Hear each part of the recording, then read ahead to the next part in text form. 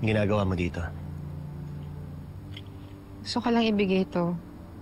Late na pa-thank you gift ko yan sa pagtulong mo sa akin ng isang gabi. Hindi ka na dapat nag-abala.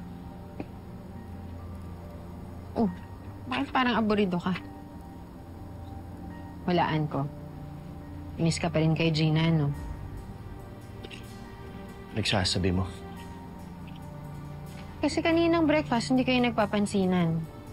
Tapos, pagdating dito sa supermarket, nag-iiwasan kayo. Kaloka naman kasi ang asawa mo, puro trabaho yung nasa isip. Parang dinidedman niya yung efforts mo para maayos yung relasyon niyo. Ayoko nang pag-usapan yan, Betsy. Baka lalo lang uminit ulo ko.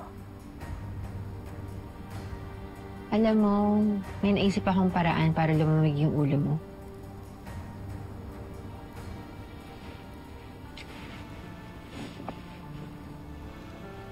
Naalala mo ba?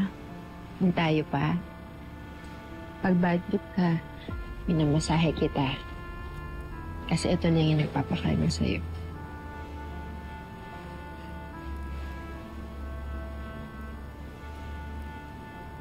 Nag-work ba, Gerald?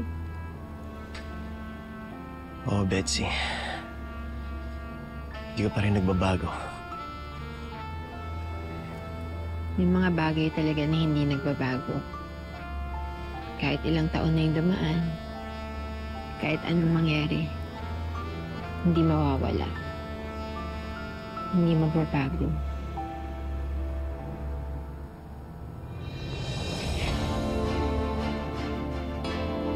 Betsy, mali ito. Maling-mali. Wala akong pakialam. Basta ang alam ko, ito yung gusto ko.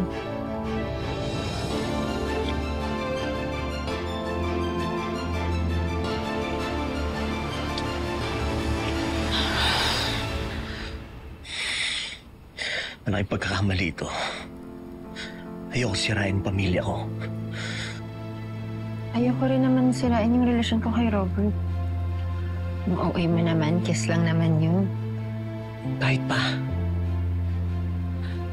Nakikiusap ako sa'yo. Hindi dapat umalaman ng mga asawa natin. Huwag ka mag-alala. Magaling ako magtago ng sikreto. Basta ayoko na maulit to.